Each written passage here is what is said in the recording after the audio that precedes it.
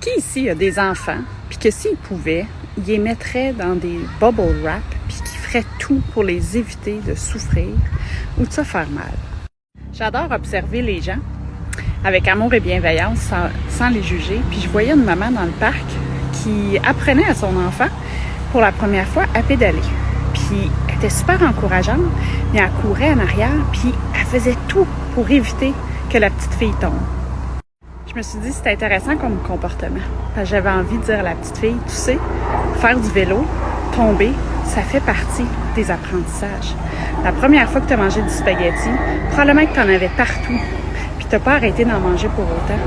La première fois que tu t'es brossé les dents, probablement qu'il y en avait partout, puis tu n'as pas arrêté pour autant. Mais c'est pas le fait de ne pas tomber qui est important. C'est comment tu vas te relever. Puis c'est ça que j'ai envie qu'on apprenne à nos enfants.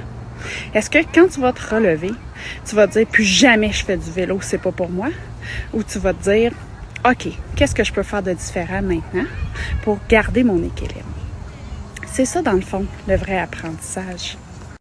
Toi, as-tu tendance à surprotéger tes enfants, comme moi, pour éviter qu'ils souffrent? Mais dans le fond, ce qu'on veut, c'est les outiller pour que quand ils vont être grands, ils vont être capables de se relever.